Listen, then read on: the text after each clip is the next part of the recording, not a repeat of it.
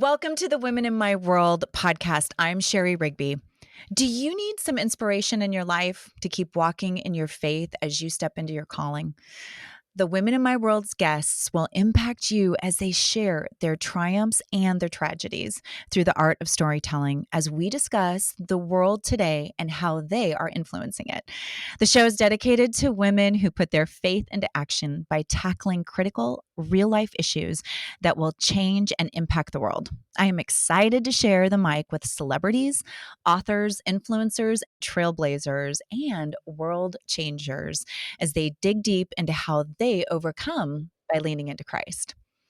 After a decade in the music industry in upstate New York, God redirected the trajectory of this sassy Italian German girl's life to literary works after moving to Franklin, Tennessee, with her husband and her 2 children. I am talking about my guest today, Lona. Lona has led Heartprint Writers Group for 10 years and helps authors' dreams come true. She wrote Habakkuk, Hope, and a Bible study that takes a look at Habakkuk and her own wrestling conversations with God and shares their journey back to hope. Lona is a women's ministry leader, certified life coach, and public speaker. She encourages everyone she meets by living out her life's motto, inspire others, inspire yourself. Welcome to the show, Lona. Hey, hi, Shari. I'm so happy to be here. Hi, we are so excited. I know the listeners and the viewers are going to be so excited to be part of this conversation today. I cannot wait to hear about your journey. And I just want to say thank you in advance. And I always start the podcast with asking this question: how do you define success? Success. That's a big question. But you know what? My jam is hope. So it's really easy to just say when I can restore someone's hope, whether that's just in general life or whether that's creatives, which creatives are my extra jam, definitely. That's success to me. I love it when there's been so many writers that have come through Heartprint that they're like, Lana, someone said one time, you're not good enough. And it shut them down for years. It will shut people down. And words are powerful. Yeah, And we can use them, right, for life or death. we can. And so if I can restore that person's hope and say, no, you are a writer. You can do this. And this is why. That's success to me.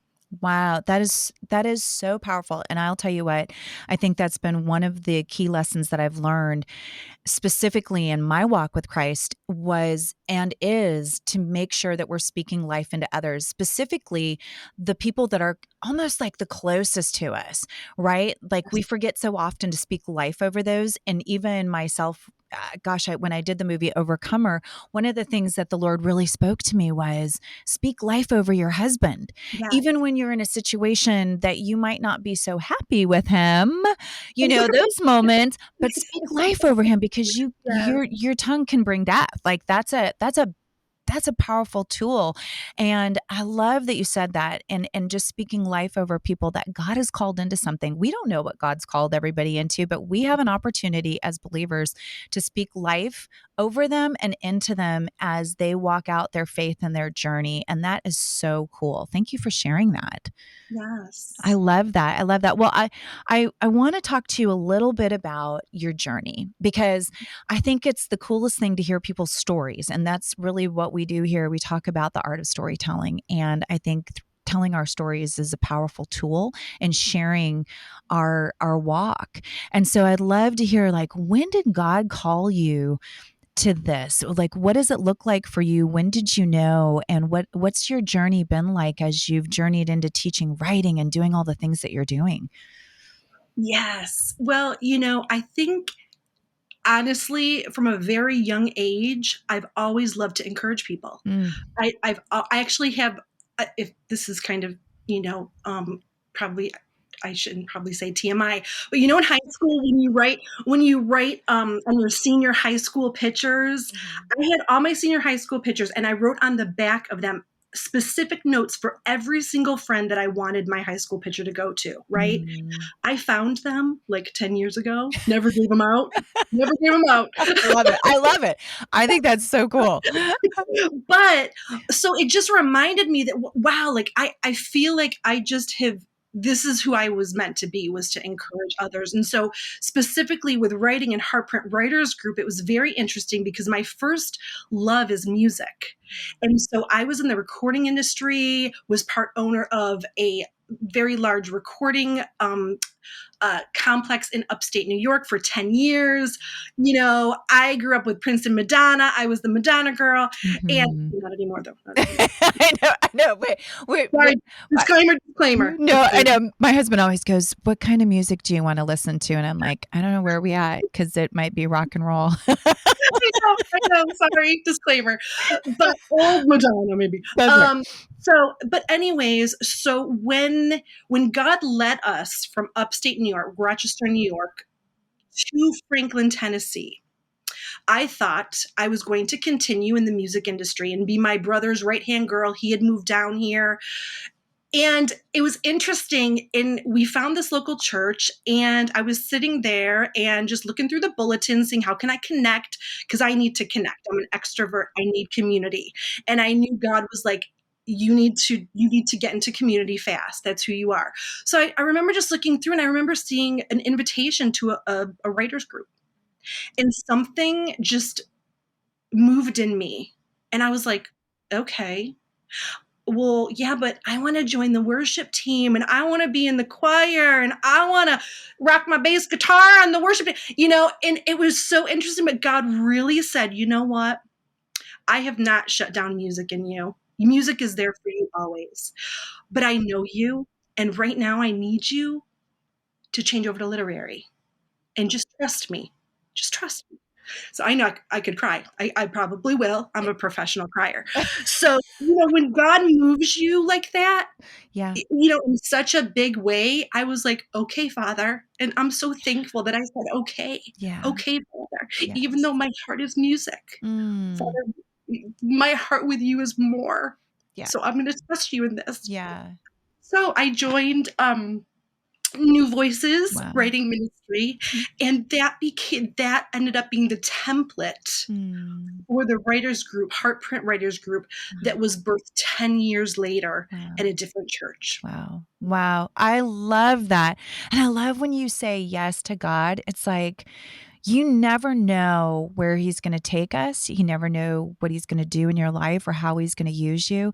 But man, it is so good to know that he is faithful and his plan supersedes ours all day long. I look back and I go, Lord, if I was the one that had been charting this course, which, you know, we all do, right? I'm a big, you know, type A and, you know, weirdo when it comes to figuring that stuff out.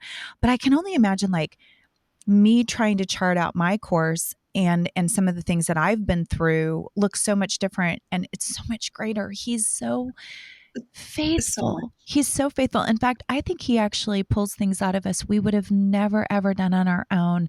And when we talk about the sweet spot, it's like he's like going, listen, let me just find the sweet spot in you because I love you and I'm going to use you for my kingdom and my glory. And it's so powerful.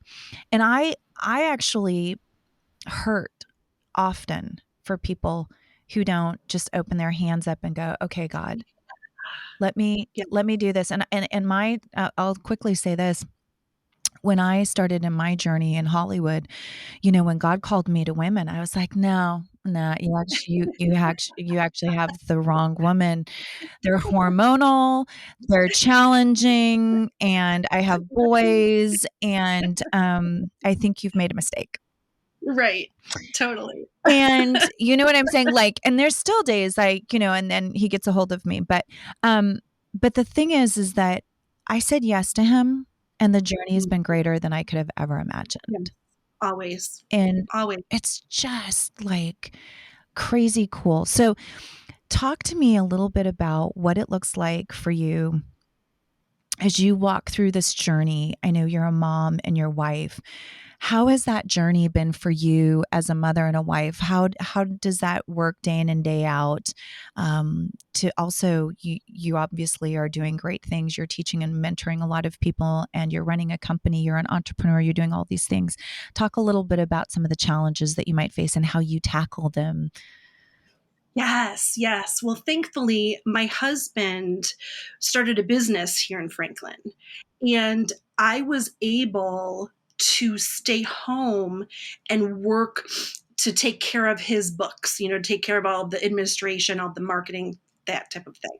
So I was able to be home for when the kids got home, and I could squeeze in the writing, while I was home, in between working, before the kids got home from school, that type of thing. So it was definitely wonderful. And I was so thankful to be able to do that and still support my husband, support, my children, because I definitely was growing up. I loved my mom being home. I remember just when I have my kiddos, it's not going to matter. I'm going to need to be home. I want to be home when they get home, and that's just the way it is. So I was able to write, and just, when I found those little pockets, you have to be intentional about it. You have to definitely make that time and say, okay, this is my week. It's a crazy week, but I need to be intentional of the call that God has called me to, or I feel like it's slapping him in the face. Yeah. When we don't do the call that God is requiring us in this moment. And I don't believe you can do all things. That's why it was okay. God really said, you know what, honey, you're not going to do music now, but that doesn't mean that I'm not going to bring that back later. Right. But you Right. can't do everything right now to do it well. Right. So just do the next step. And that's what I tell my writers, just the next step. Yeah. That's all God is requiring you to do. Absolutely. That's so good. Because I think that's a struggle for all mamas, right? Like we have our babies and it's the greatest joy that we could have ever had. And I tell women that all the time. I'm like, listen, love the season you're in. And it's really difficult because I remember being back there in that stage. And when you're changing diapers or you're talking baby talk all day long, or you're feeling frustrated because you haven't been able to get done what you think you're going to be able to get done, whether Right. it's a shower or Sure. whatever it might look like. But there's no greater gift Sure. than your children.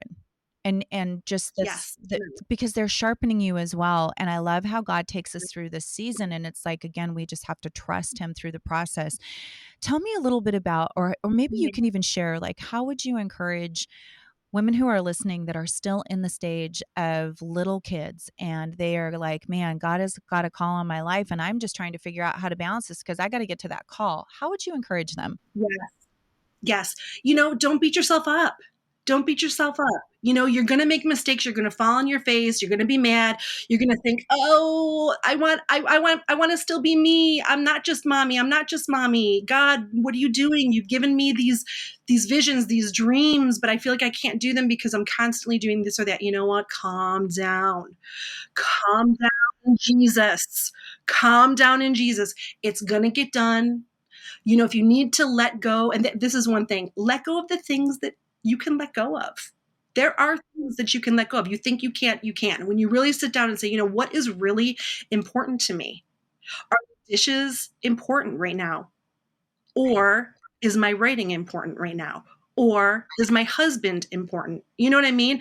So, and of course, he's always important, but you know what I mean with prioritizing your day, and don't beat yourself up, and just let things go. Let things go that aren't really important. It's so good that you just said prioritize your day. I think that was one of the lessons that I really had to learn as a mother, a wife.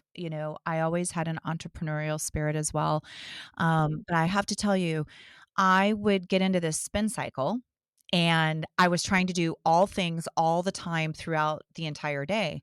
And so when I figured out how to prioritize my day and actually set myself up for success, which really did start with time with the Lord first in the morning and a good cup of coffee to make sure that I was in the right mindset to tackle everything needed.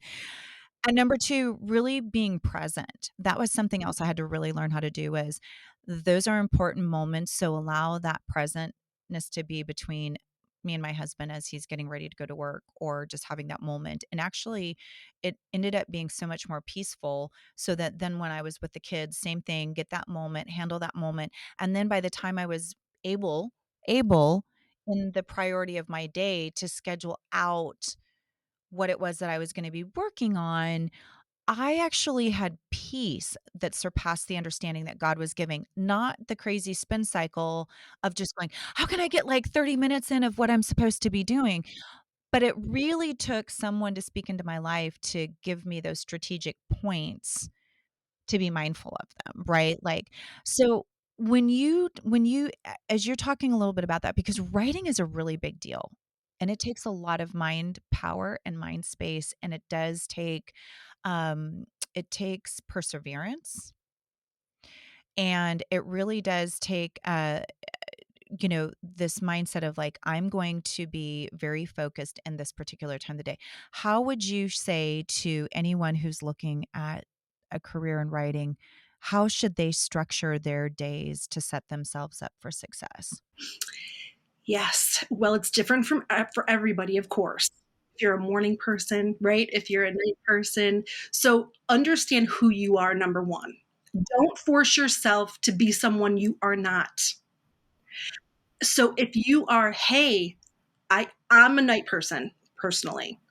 So if you are a morning person, then do get up at 5 o'clock, And something that I tell usually when people are talking about time management, because it's something that creatives, I mean, we all struggle with, right? We're creative. We're thinking of a million things. What do I do next? What I say is write everything down that you have to do, and that you've done, actually, that you've already done.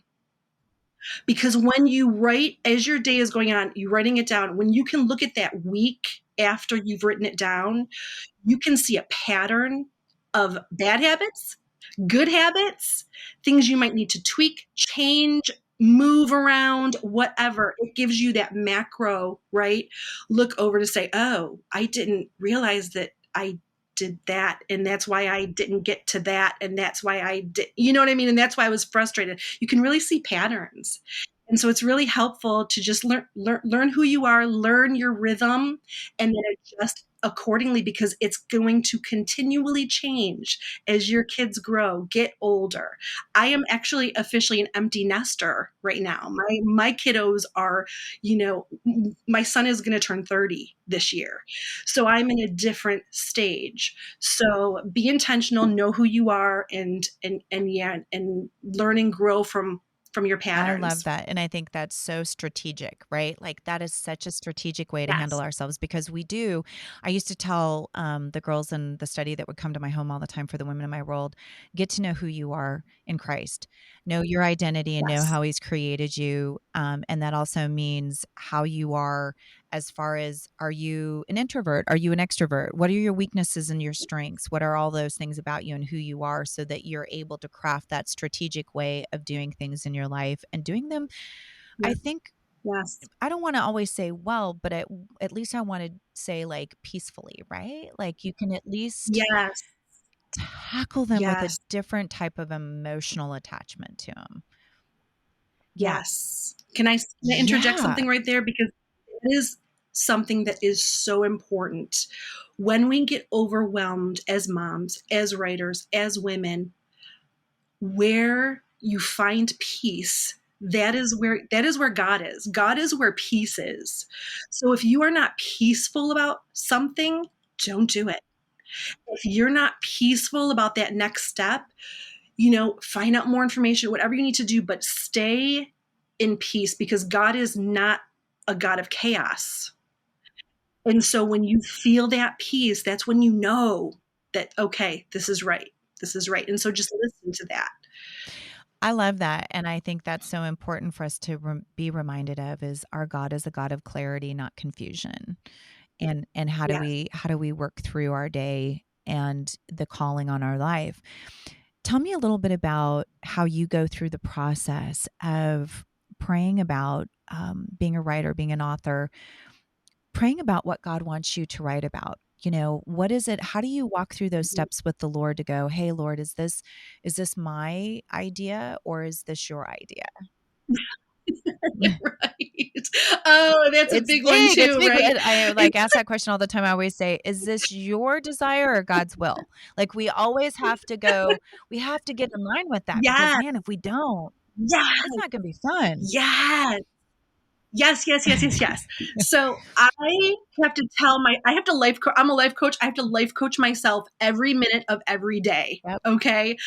And you have to, oh my gosh. I just lost my train of thought. Prayerful. You're talking about being Prayerful and about what you're prayerful. gonna write and how you're gonna, like, is it What your oh, desire or God's? What's the piece? yes.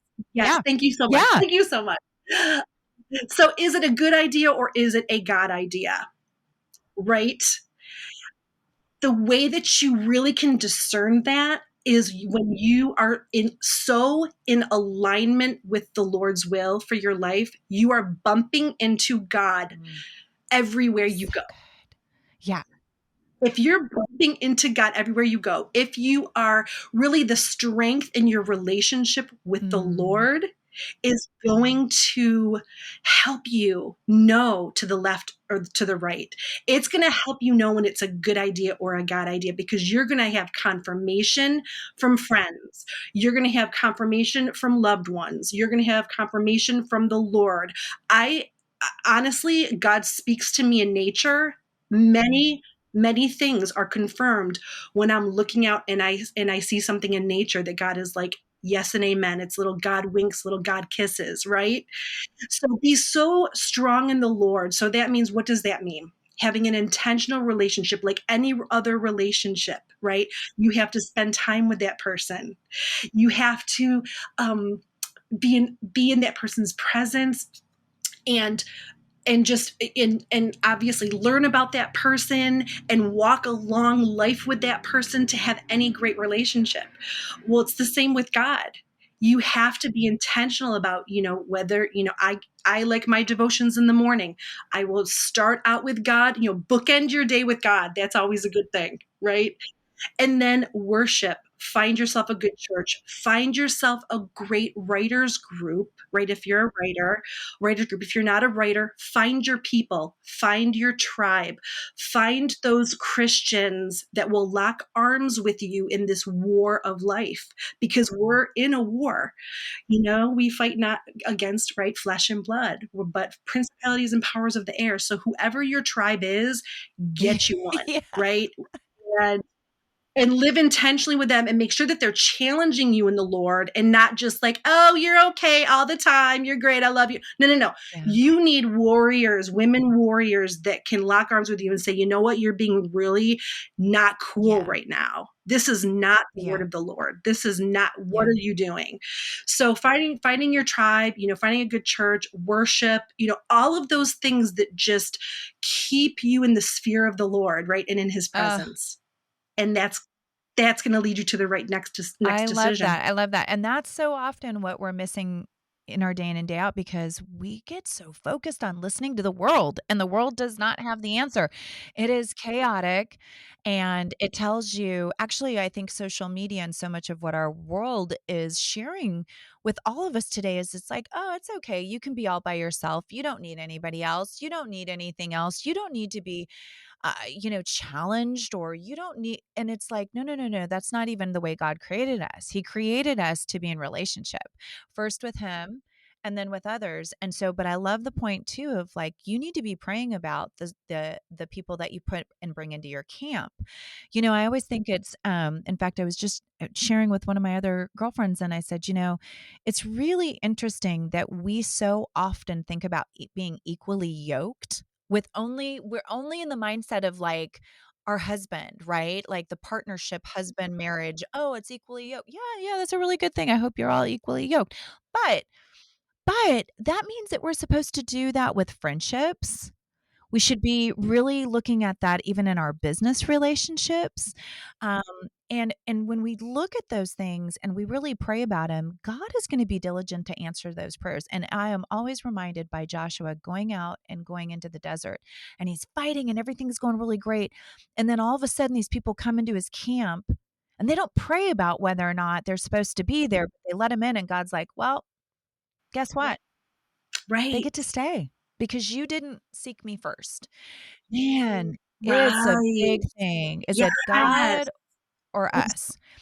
Tell me a little bit yes. about, because there's so many women that I encounter that they're either writing books, they love nonfiction or fiction, or they're trying to write screenplays, or they're now writing blogs, or whatever that might look like. Tell us a little bit about what are some of the steps that you tell these women to dig into as they're starting to prepare these works, and how did they actually plug into one? How do they prepare themselves knowing it's the right work, and how can they, walk through the steps of what's, I guess what I'm trying to ask you is like, there are key points for us to follow when we're writing something, right? What does that look like? And then number two, how do they get involved with you and your writers group, and so that they can flourish in what they're getting ready to create? Sure, sure. And I love that you said Mm, flourish, because that is the word the Lord gave to me several yeah. years ago about flourishing and harvest. So that's There beautiful. you go. Another confirmation. I would high five you right now if I could. Okay. Or, we'd like coffee I, cups or something. yes, yes, yes, yes. Yeah. I'm a high five girl, so we're good. We're good. Okay, right, right, Yeah. right. Get it down. Just get it down. Everybody overthinks their writing, and they say, "Oh, but I don't know the outline. I don't know the chapters. I don't know where this is going. I don't know where I'm going." Again, calm down. Find the peace of God. And all you need to do is let the words just pour out of you. Because when you let them pour out, and do not edit, save that for later. Do not edit as you write. Everyone does it. Don't do it. Little things here and there. Yeah, but no, just literally get it out. Spelling wrong, grammar wrong, everything wrong. You Just know what I'm go. saying? Because when you get it out, it will tell you what the Yeah. chapters are. It will tell you what it needs to be. And the Lord will work through your work, and it will literally tell you, okay, this needs to be a blog. And that's what's good also about being in a community of a writers group. Yeah. It's essential, because I love my husband all day long, but he has no idea what the heck I'm talking about when I start talking about my writing and the Right. thing. You I know what I'm totally do. saying? So that's why, find your tribe, because they will also, many times we have church in our writers group. Every single time we meet, we have church, because we are pouring into each other's lives. We're speaking into each other's lives. We're giving prophetic words. We're saying, hey, did you think of this? Maybe that. Because we all have experiences and knowledge that the other person does not have. So that is what's so important about his community, is wherever we're at whatever level we're at, we have people who are well known in our writers group. We have people who are not yet known in our writers group. And everything in between. So we just help each other. That's what we do. And that will help oh, I didn't even think about making this into a play, or, whatever, a blog, or putting it in a magazine article. And there are many people in our writers group that are like, hey, I know a submission about this. So this is what you need to do. So that's why, find a writers group. Find a writers group. And then the second question was, how do they plug? How do they find you and get involved with what you're doing, and just to be a part of something like what you're doing right now? Yes, I would start trying to find a local writers group. It's always better in person, right? Yeah. Yeah, Always yeah, better in yeah. person, and just start asking the Lord, Father, help me find my tribe. Help me, and start Mm, asking the questions. Start asking around with your friends and your other creatives, maybe, and say, mm, "Hey, do you know about a writers group? Look online." You know, mm, we can totally do that too. So I would definitely say, find something local. But if you can't, for whatever reason, find mhm. another creative. You know, get your bestie if they're creative, and be creative with them. Start there. Yeah, yeah, yeah. And I did want to touch on the prayer again. praying, finding a team to pray over your project It's good. is key. Yeah. Even before you know what it is, it's okay. You don't have to wait till the book launch to get a prayer team.